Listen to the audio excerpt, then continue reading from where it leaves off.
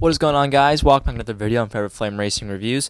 I'm filming this about at 7, you could say, on Sunday, and we just got done with the Iowa doubleheaders that took place this weekend. And I would say you saw one mid-race and one good race. I would say race 1 was quite mid, and race 2 was much better, and I think the reason to that is a lot of guys didn't want to go out there in race 1 and crash their cars or be taken out for race 2. As we saw with Nolan Siegel had a massive shunt at the end of race 1 and was uncleared for race 2, which was quite unfortunate. I don't really know if we know what happened to him. If I'm speculating his concussion, who knows? It's going to be very interesting to see if he's able to take part in next week's Toronto GP. If he can't take part, who do you look to fill in? I'd say it's one of two names, either Theo Porcher, who I think be the lead candidate, ultimately did a lot of races for McLaren last year, or Linus Lundqvist. I would say those would be the two main candidates. And with that, let's dive into the results for race 1. Pato O'Ward, leading 33 laps, takes the victory and the first victory of the year for Chevy and for McLaren and for himself this year. Also was 100 start. He's the 6th driver all time to win a race on the 100 start. Joseph Newgarden, after leading 232 laps at 275, finishing second place, lost it on the in and out laps. Disappointing day for Joseph Newgarden. Will Power, leading 3 laps, comes home third, and Scott McLaughlin, starting last, finishes fourth. I think that was the drive of the weekend. Good drive from Scott McLaughlin. Alex Palou, finishing fifth. Christian Rasmussen, 6th. Scarelli, 7th. And Santino Ferrucci, 8th. Those guys were fun to watch. Those guys were the bravest guys all weekend long. And smaller teams going to the high side. Absolutely exhilarating. I loved it. It was super fun. Marcus Armstrong in 9th, continuing run of great form. Scott Dixon is 10th. Graham Rahal 11th. David Malukas 12th. Colton Herta 13th. Louis Foster 14th. Marcus Ericsson 15th.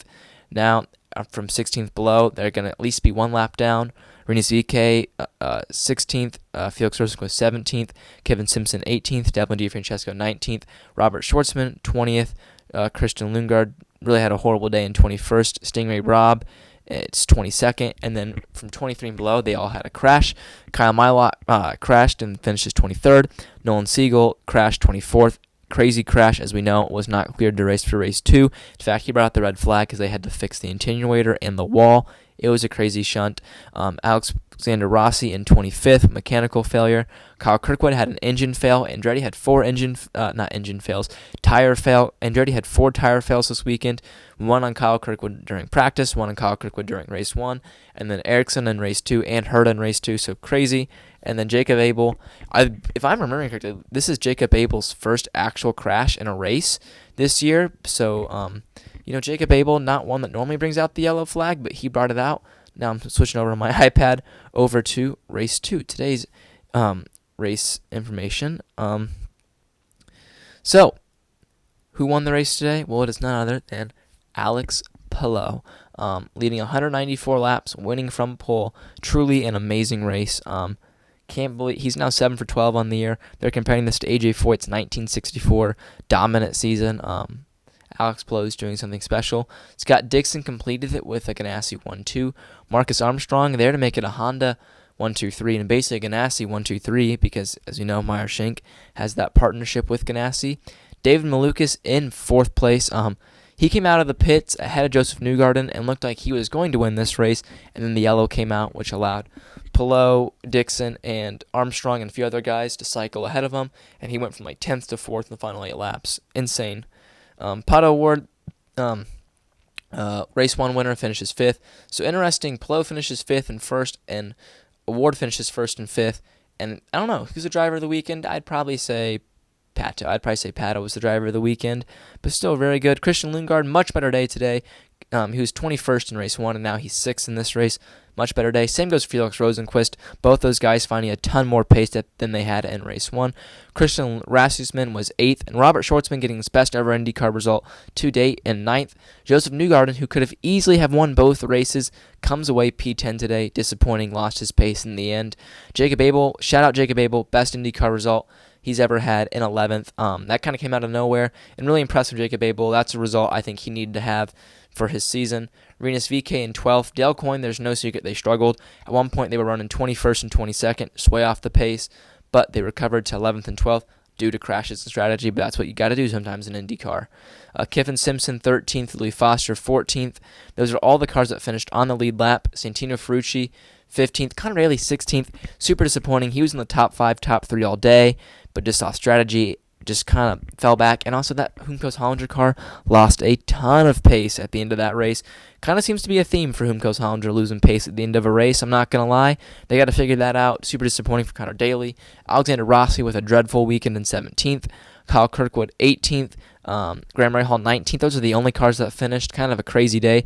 Colton Herta retiring a lap 252 with a tire failure, led him into the wall. Kyle Milot had a crashed out in both races, this time all on his own. 21st, Marcus Ericsson with that tire failure on lap 127, taking him out. Stingray Robb had a huge crash on lap 48. Will Power had that mechanical failure on lap 21. And then Devlin DeFrancesco spinning into Scott McLaughlin on lap 1. They finished 25th and 26th, and Nolan Siegel in last because he did not start the race. So, what can we take away from this weekend?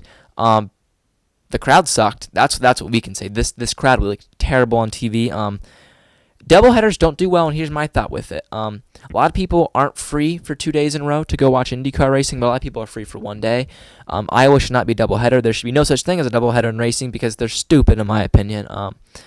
Just if you want to have however 17 races, just do 17 tracks. Like we know we're trying to expand the schedule. Like there's no point in having a doubleheader, in my opinion. What they should do, Saturday night, under the lights, make it 400 to 500 laps. 500 laps might be a ton around Iowa. That might get pretty sleepy. But hey, honestly, make it 500 laps. Make it an endurance race. Make 450 laps. Anywhere between 400 and 500 laps under the lights in Iowa. I think you get a crowd there because this crowd sucked. It looked terrible. Thank you for the people that went out there. I mean, I couldn't go. So, that's part on me, but at least I watched it. I bet the TV numbers are like both around 600,000, honestly, for this race. Who knows? Maybe they'll surprise me and they'll be quite significantly bigger. Who knows? But yeah. I mean, it was kind of disappointing, the crowd. It definitely was. If I'm a betting man, there's not going to be 2-hour races next year. There's not going to be one. I bet there's going to be 0. I'm just a betting man. There's going to be 0. Mexico City's probably going to replace one of them, and maybe we'll get Kentucky or not Texas, but like Kentucky, Richmond, Kentucky or Richmond. We'll get an oval like that to replace it if I'm a betting man because you just need to try something new at this point. And that's, kind of sad because Iowa used to be such a great race, but I don't know if IndyCar is willing to fix it. I think they might just rage quit and drop it. But who knows? Alex Palou going to win the championship. Let's go through the championship standings before I leave you. So in first place, Alex Palou. In second place, Pato Award. Third is Dixon. Fourth is Kirkwood. Fifth is Lundgaard. Sixth is Rosenquist. Seventh is Marcus Armstrong, continuing to have a great year. Eighth is Will Power. Not quite sure he's there. He's tied with Colton Herta for ninth. 10th is Santino Ferrucci. He's also tied with his teammate David Malukas. 12th, Scott McLaughlin. 13th, Rinus VeeKay. 14th, Joseph Newgarden. 15th, Christian Rasmussen. 16th, Alexander Rossi. 17th, Kiffin Simpson. 18th, Connor Daly. 19th, Graham Rahal. 20th, Marcus Ericsson. 21, Nolan Siegel. 22, Louis Foster. 23, Robert Schwartzman. 24, Stingray Robb. 25, Devlin DeFrancesco. 26, Kyle Milot. 27, Jacob Abel. That's your championship. See you next week in Toronto. And with that being said, see ya.